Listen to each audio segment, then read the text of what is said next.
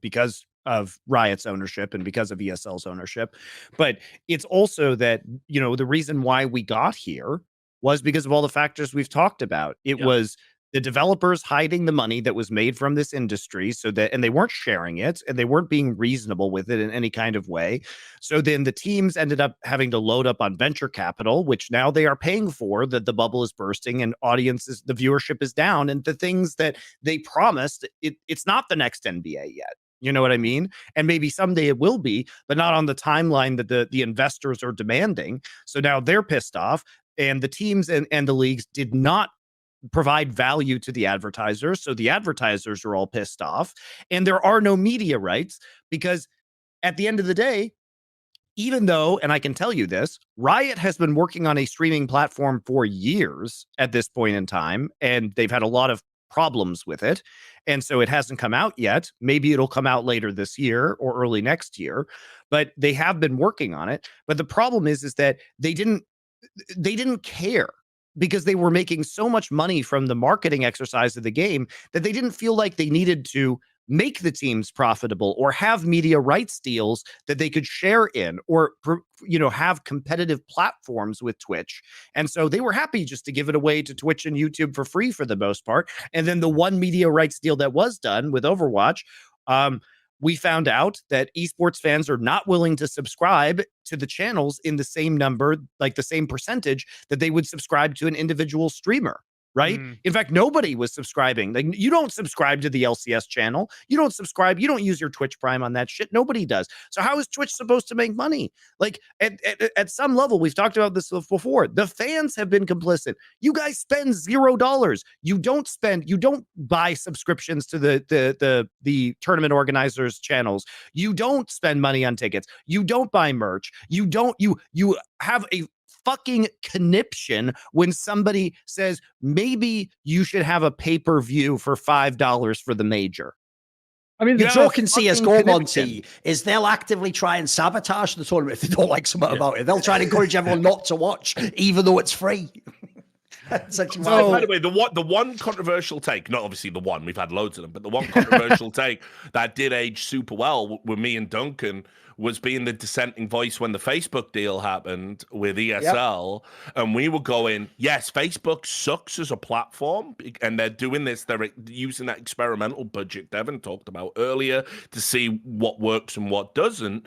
But it's really good for the industry that we can sell broadcasting rights, people. And even Valve came in and fucking stymied that and said, no, the ESL have a responsibility to be on a platform that our players approve of. Like, no, they fucking don't. They're running a separate business. It's not there but for the grace of Valve. Fucking go but that aged really well, because, like you say, Devin, there's never going to be that type of broadcasting rights deal done ever again. And I don't even think there's going to be any viability of new streaming platforms or anything like that. Like, there's a whole discussion that esports, Twitch, and like the live streaming industry is taking a lot of similar L's that the esports is. I don't think that something like an ESL run or a Riot run streaming platform is going to even translate 20% of the viewership that they currently get on these platforms that have first mover advantage. Don't see that happening. A lot of platforms took on like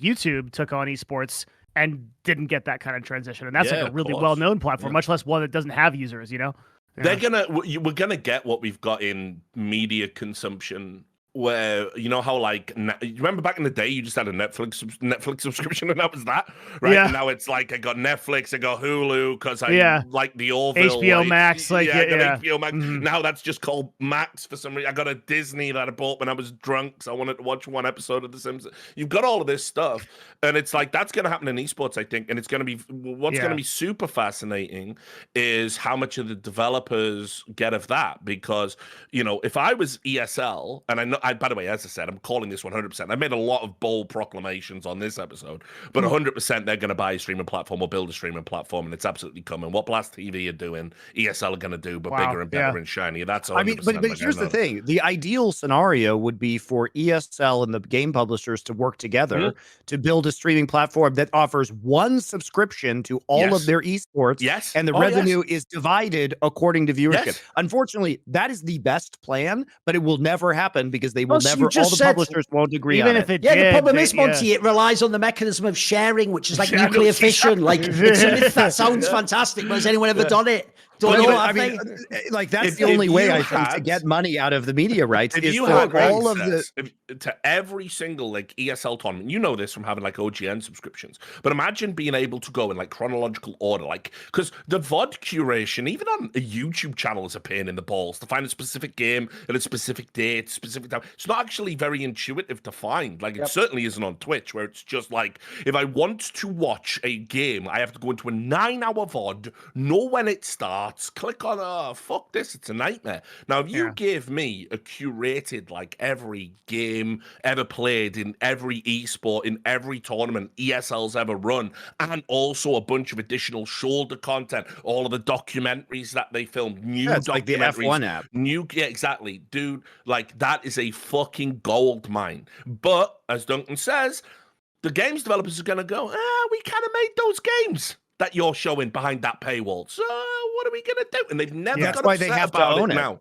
Yeah, exactly. So that's why they have to own it. So the only way you could do that is for them to do a joint venture and co-fund a company that would split up the revenue according to the popular titles. But the thing is, you'd have to have Activision Blizzard, Riot, ESL, Epic, all Valve, all of these companies working together on this project and agreeing to what the rev share splits are going to be. Well, that was what and the then, at that point was going to be, right? Oh, by the way, Yeah. Monty, since you referenced it earlier, one thing I can say as an actionable thing that someone could do who's watching this stream right now is if you want to be like the equivalent of that guy from the movie, like the fucking Insider, where he like broke the whole like tobacco industry open and what was going on with the marketing and what they knew and didn't know. If you want to be that guy, here's what you do. You actually get the information from a game dev like Riot Games or Blizzard about literally what the margins are from the esports side of their whole business and how it relates, and you give it to someone like Richard Lewis. If you do that, you could actually blow this whole thing wide open. You don't have to be dead. You will literally be in concrete shoes, dead, with the face, all that shit. You will literally, by the way, for real, So you'll be give dead. it to me. But at the same time, I would appreciate it, basically. Well, I think the problem with that, even that concept, is that I think that the knowledge of those numbers is probably limited to a handful of people at any given company. So it would probably be very traceable. Is the other problem. How many people know what those nuts, so fucking go for it. I mean, but like, how many people know, like, at Riot, what the actual profit level of esports is? Like 10, maybe. Yeah, I mean, like really high tier executives, like in the agency world, we just know the ad budgets and the returns that they get, and then only on the deals that we do. And like, I think there's probably the most amount of sophistication about like in terms of where esports is making money, in terms of like how the ads are doing and sponsorships. And like, spoiler alert, it's not good.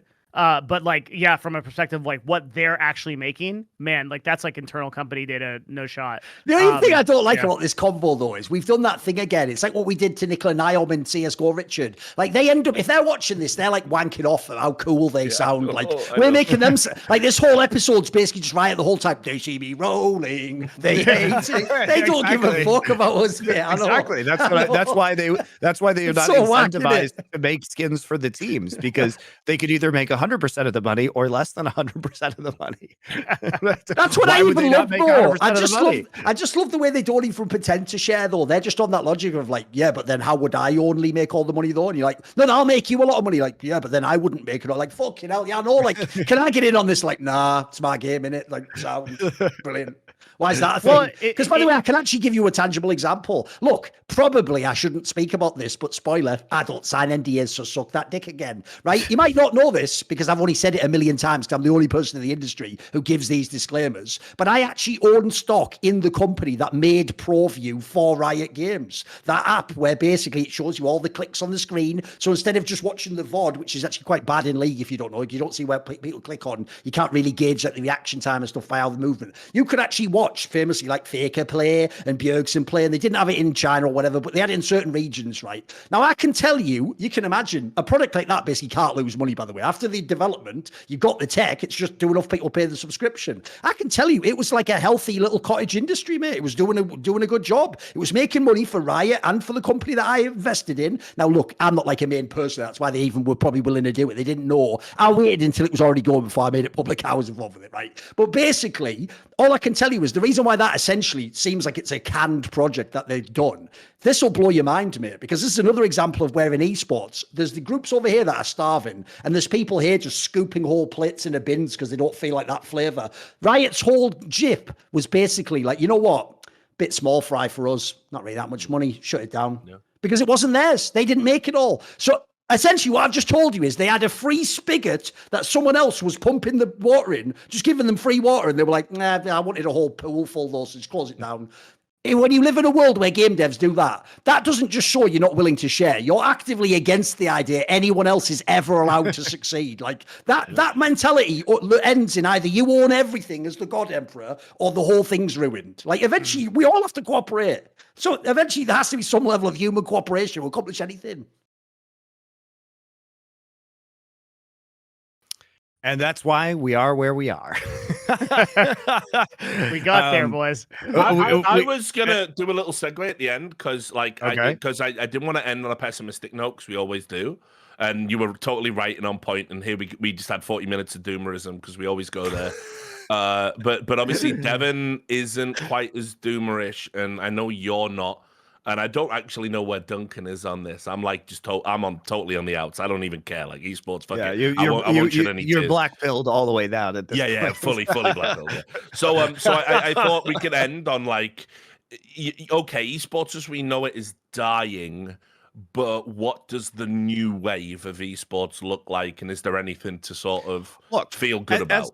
As I said with the CLG acquisition, CLG was a shambling corpse of its former self. You know, it was a zombie inhabited by MSG, and everybody who was like, "Oh yeah, you know, it's so sad that this brand is gone." I'm like, motherfucker, the brand died like 6 years ago. Where were you? You know, it's a name, and it's a bad name, and it's a bad logo, and it has none of the appeal that it used to have.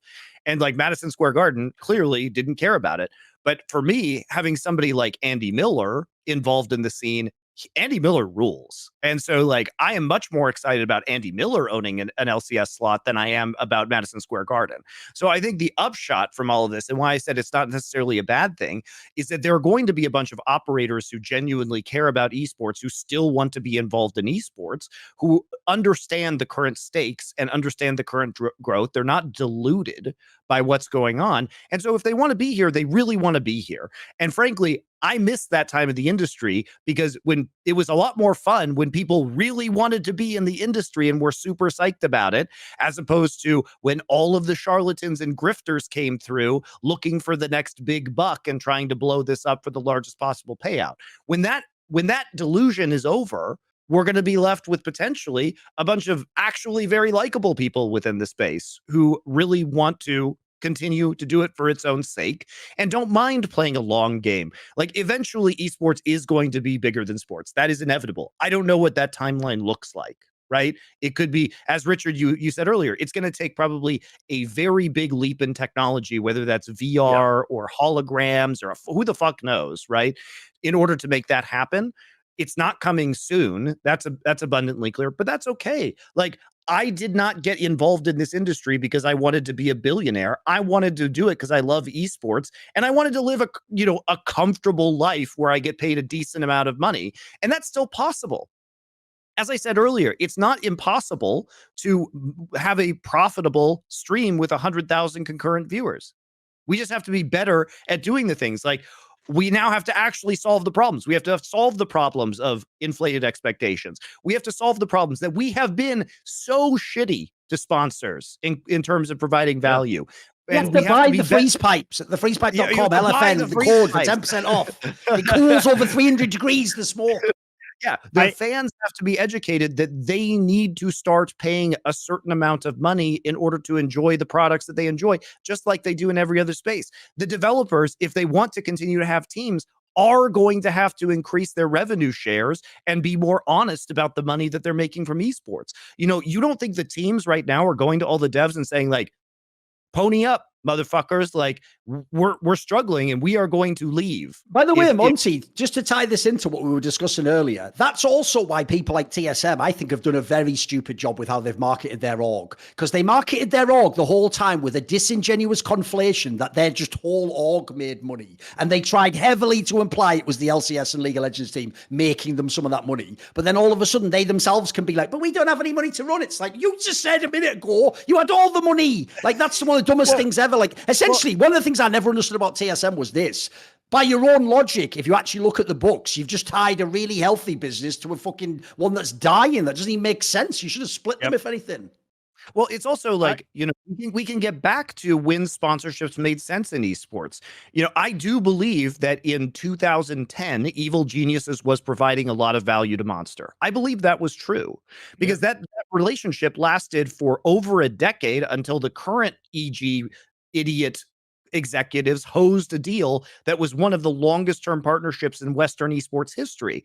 And so it's some Monster did it not turn out as a good thing for Monster when they found out Danny's diet was like 2 Marlboro Lights and a fucking white Monster each day? I mean, it's, but like the point, Jesus Christ. The point is that there goes our Monster sponsorship door. Thank you. But you know, the point is like, these companies did find value at some point in time as a result of these deals, but that was when esports was a lot more sustainable prior to the explosion of, you know, venture capital and investment interest in the space. And I think we can get back there. I really do. And it was honestly way more fun when that happened, because when teams were reliant on having good content and good personalities, we got fucking In Control and Idra. Like, it ruled. It ruled back in the days, guys. Like when these teams were actually, you know, trying to make money or at least breaking even, we got all the big personalities from the early days of CLG and TSM. It was more, I'm just telling you, if you guys weren't here, it was fucking more fun. It was way more fun. And that's why we saw the big growth in viewership. A big part of it is esports just isn't fun anymore. So the fans tuned out and now they just want to watch like XQC sleep on a mattress on the floor, which is in many ways more entertaining than most esports, if I'm going to be honest. I'll say a few things, like, because I think there's two real positive things coming to esports and to gaming and to live streaming that I'm really excited about. And I think the first one is a little bit of what I talked about before, which is that I do think that recessions force us to look at, to Monty's point, force us to look at what's realistic, and will, as a result, get us back to some of the grassroots stuff that we really enjoyed about esports, because a lot of these kind of big investors that don't see the ROI and the return will actually leave. And like, maybe they'll be replaced, to Richard's point, by like even greater demons eventually. But I think for in the short term, and always there will be pockets of esports that are really exciting, which kind of brings me to my second point, is that I'm lucky enough that in the agency world, I get to see a lot of the technological developments that are happening on stuff like Unreal 5 and stuff that's like happening in the gaming industry, the development of GPT to be used to help supplement code. And I think what we're going to see is we're about to see an era where very small teams can produce really high quality shit in gaming. And in the next like 3 to 5 years, we're going to be able to see games that would have otherwise taken teams of 50 to 100 developers be produced by literally a fraction of that. And as a result, we're going to get a lot more variety in competitive gaming. And there's going to be a lot more of those stories that are going to be able to be told, because there will be legitimate developers that are like, yo, we're actually going to run this thing above board and it's going to be fucking cool. And so I'm really excited about that, because like there may be contenders that like maybe an empire can be built on honey. From some of these developers that come through, and technology makes us more able to do that, because you don't need millions of dollars of venture capital people pushing or breathing down your neck saying, give me a fucking 5x, 10x return, or putting it under. You might not need like the great shadow government that says like, here's the billions of dollars. Maybe a team of 3 to 4 people can make a compelling game off of the Unreal 5 engine or something, and then put it out there. And I'm really excited to see like that future. That's cool. Here's an interesting take: the new Fortnite creative suite, the new creative tools that Epic has built, all modern esports, every single one of them came from a mod created by a user of a different game. Yeah. They all came from it. Like MOBA came from that, Counter-Strike came from that. You know, these are things that we know works. And so the more tools these developers offer, like what Epic is doing with Fortnite Creative, could birth a new esport, right? And yeah, for sure.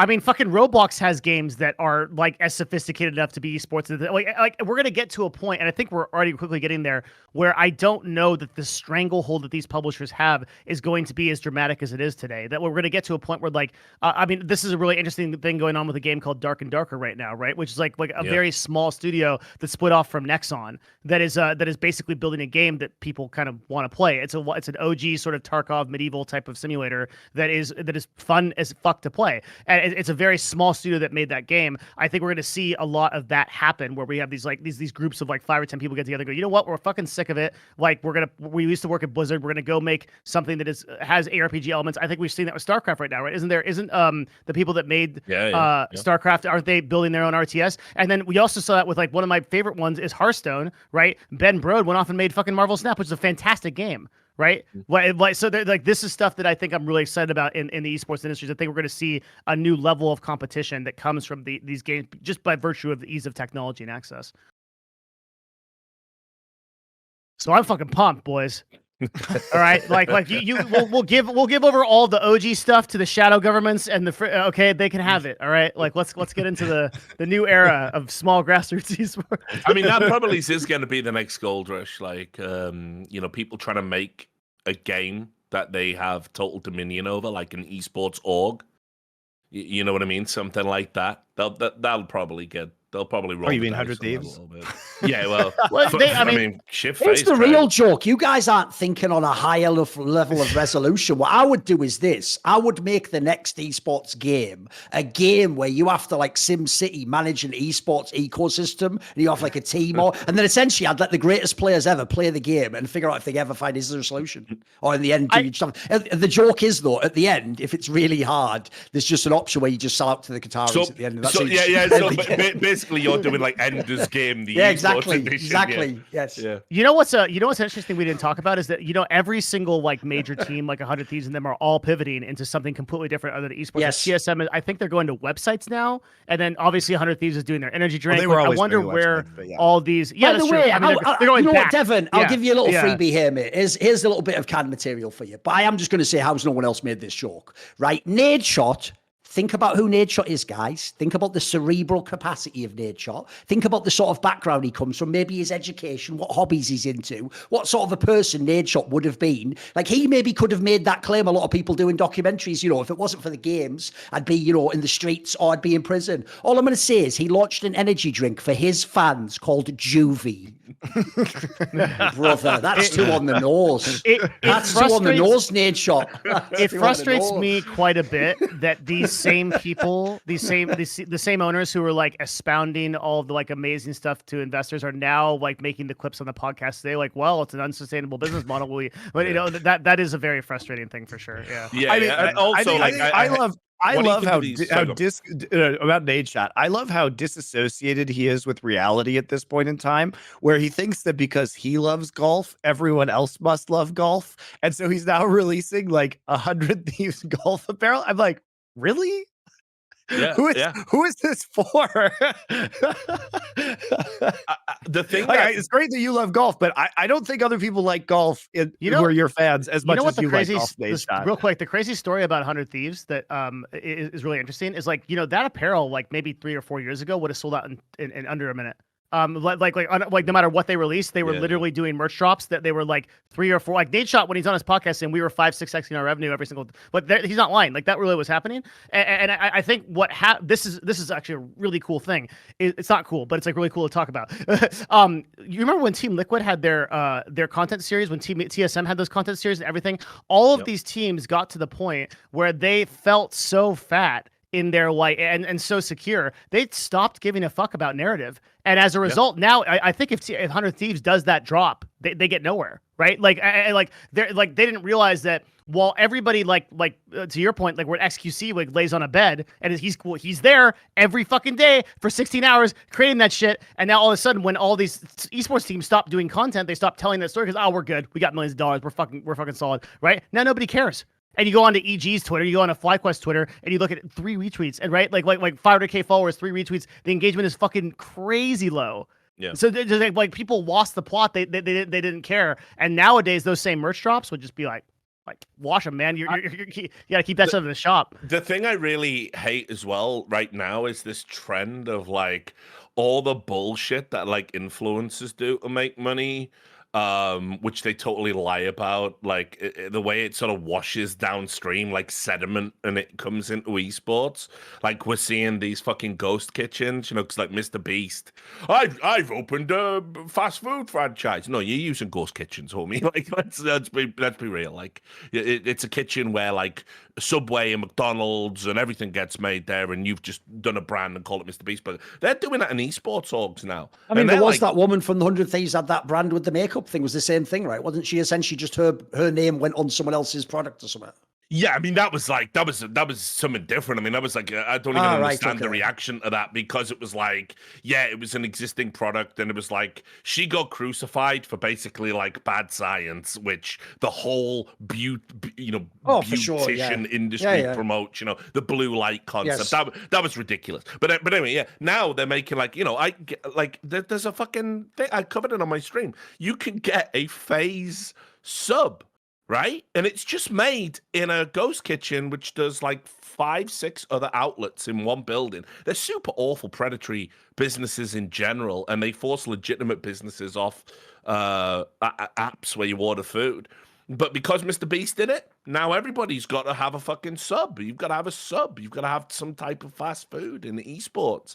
And it's garbage. And they put these statements. It's just like everything's just a roll of the dice. Like, how much more can we milk this shit?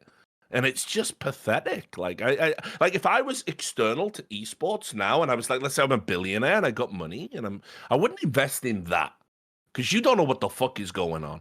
You just try any trend to fucking milk the fan base. It's why, by the way, I don't hate the fact fans don't spend money on esports. In esports, I don't hate it, because they've been burnt with everything, man. Like as soon as Kickstarter happened, everyone got fleeced on Kickstarters. You know, as soon as like Sons of StarCraft, never forget. Yeah, dude, like I was there. I watched it happen, right? Like the fucking Pizza GG thing that predates even that, and then it was Kickstarter scams, and then yeah, that's a deep cut, Richard. Yeah, dude. Yeah, totally right. And then it was like, okay, and then you know, crypto scams and NFTs and all this, and it's just like every single So if I'm like an esports fan, why the fuck would I want to spend money on? Are you burning me this time? Oh no, it's real this time. It's real, is it? You really do care about me this time? You know, like fuck this. It's just like the industry is just like, I know, man. It just there's no coherence to it, and everyone says that the next thing's always like the best. It's always super cool. It's always amazing. Look how great it is. I can get a FaZe sub that was made by a company. Literally, how dystopian this, Duncan? You'll appreciate it. The people who make the FaZe clan subs, virtual dining concepts. That's the name of the business. Oh, it's so authentic. Oh, it's like fucking beam me up, man. Like, you know, there's an interesting concept in marketing I think about a lot, where like if you look at this Path of Exile League, for example, for people that don't know, it's an ARPG that regenerates new content every 3 months. It has a new season and there's new content to play. It's widely considered by like older players to be the worst league of all time. Like Crucible is like really difficult to play. And I speak as a person with 4,000 hours in the game. Like I also feel that way. I quit the league in 3 days, and I never do that. And the reason I bring this up is because despite that, Crucible had 50,000 more concurrent players than any other week beforehand. But more importantly, the rate of recidivism, the rate of return for those players is higher than any other week. Now, why would that be if it's widely agreed to be this? I'm going to tie this to esports in a second, but like, why would that be? Well, the concept is Diablo 4 came in, and a lot of new people got interested in the ARPGs. And now here's the real important thing. This is the coolest, like, what really cool thing in marketing. To those new players who are now playing Crucible for the first time, this is the best that's ever been, because they have no context into the back of it, right? So in the exact same way in esports, when you come in as a new person, to you, this is like the fucking business. This is a cat's pajamas, right? Now, the problem really is that esports has failed to really onboard a lot of new users to keep that hype train going. right? It's mostly kind of like now it's the 4 old 40-year-old bitter vets on the podcast, and we are the voice, right? Like instead of like the new blood that's come in and says, hey, here's this why this is still interesting. And the exact same way that like if you look at like Twitch, for example, it's declined in the number of total streams over the last 365 days. It's declined the number of total viewers that have been watching, right? That new blood isn't being properly adopted to keep that narrative going that this is the new kind of cat's pajamas. So everyone just ends up being bitter vets. You know what, by the way, even though this would be actually so annoying if they did, unironically, if they were smart enough, people like Jake Lowkey should just do sort of a counter version of this show. Just every time we do a topic, just like 2 days later, do your own stream with like 3 people who are your version of each of these Hunter Grooms and all the other. Well, and then the joke is you just do how it's the opposite. It's all great. It's all awesome. But they can't because ultimately what we're saying about this industry is right. I mean, like if there was all of these new reasons to be excited, there'd be people talking about it because that's how fucking hype works, right? Yeah. So like ultimately when you don't create these narratives and you don't create these interesting storylines, all you're left with is the old guard and then the truth, which is like it's stale. Yeah, I mean, like, I know I keep threatening to retire every time I feel a little bit sad. You've retired like 6 times. I know, yeah. It's like, what a fucking joke, right? But like... Richard's 10 one last rides. Yeah, that's the thing. It's like, I only like, want surely this horse won't buck me off. Something pisses you off even more than last time, and you're like, God damn it, I'm going to come back. This horse sucks too. Why am I on the floor again? I exist in esports just because it's like, look at that fucking piece of shit over there. Look at what they're doing. Go on then. Yeah, go on. We'll do an article on them. Yeah, we'll get rid of them. All right, now I can retire. There are no more pieces of shit in esports. Who's that? What the fuck? Yeah. So that's my problem. I guess like the reason I'm so fucking jaded is like I have mired myself in 20 years of bullshit. So it's probably to be expected, but you know. By the way, though, I will say, low-key, that is one of my favourite, like, pet peeves / annoying things, is when in a convo like this, they don't disagree with anything we've said, but the guy who is the new guy just rocks up like, y'all are a bit negative, aren't you? I know. Like, yeah. What do you expect? Like, what we just went through. Exactly.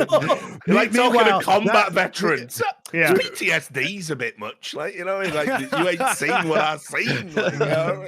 Meanwhile, that person, because of the way esports is going to be changed into us, it took us like a long time to get here, but because we had a lot of good years of it not being shit, you know, and it being kind of fun and like grassroots. Now that the whole structure is so like over sanitized and the soul has been drained out of it, those people turn into us in like 2 years. They're on the fast track. They're like those salmon you put into the fucking tube that shoots over the dam. Like they're going right in, man. Like, yeah, it's like 1-2 years max. We got at least a few years of optimism. They've got like 3 months. Yeah. As they learn, those people in the guard who are like, I love esports. I just moved to LA yesterday and now I don't have a job. It's like, yep, like, you got there real fast. Even though look, speedrun, the esports speedrun. Yeah. I obviously, as a human, I have some level of compassion for anyone who loses their job and everyone needs to make a living. And obviously, a lot of these people had earnest intentions. I do agree, though, like that. It's when the people where it's like they only just got fucked for the first time in esports in 2023. And they're like, I moved Kit and Caboodle out to LA and you won't believe this, but there's like nothing and I've just lost everything. It's like, first time? Are you fucking kidding me? Are you kidding me, bro? There's a sad story there, like in the CLG example, where like those employees were told on like a Wednesday that they were losing their jobs on a Friday. And what really sucks is like the people that suffer the most in that is that core middle group of people that work for a company and fucking love esports and love the like. I mean, and they just got I know burned some out of those to people, a man. and I know some of those people at CLG, and what I'll say is they got taken care of quite well. So that's not it true, sucked. bro. That's not true. All right, I know them way more than you do. I'm sorry. We gotta have a little heat on this show. Like, but like, let me tell you, I hope that George tells his fucking story. It's not my story to tell, so I won't tell it. I didn't tweet anything. The only thing I tweet, but bro, if that story comes out about like what happened to a lot of those people, you're right. By the way, I want to like there are some people that walked out of there with severance, with some shit like that. Yes. But there's a particular I'll write it to you guys. But it was bad. I hope that story gets told someday. It was really sad what happened to a lot of those people. I'm sorry to hear that, but I do know that, you know, a lot of the people were like treated okay. Me and George been due a conversation for a long time anyway. I ain't talked to that motherfucker in ages. So, you know. Well, we'll see. All right, guys, do you have any parting thoughts on this as we enter the eye of the esports storm? Look, I'll just do mine super quick. It's like this is all like I guess this sounds a bit woke. Sorry. I'm in a super ultra privileged position, so I can sort of relish in the death of esports a bit because like in my community have sort of rallied around me and basically like they're putting me through college essentially. So I can sort of sit and watch, and it's fascinating to see that there are no more lies to tell. There's no more bullshit. There's nowhere to hide. This is the Warren Buffett quote. The tide has gone out. We can now see who's been swimming naked the entire time. And I think it's fucking great, and it's long overdue. See more cool, funny, interesting clips based on topics from my content? Well, subscribe to this channel then, or, be a pleb and don't.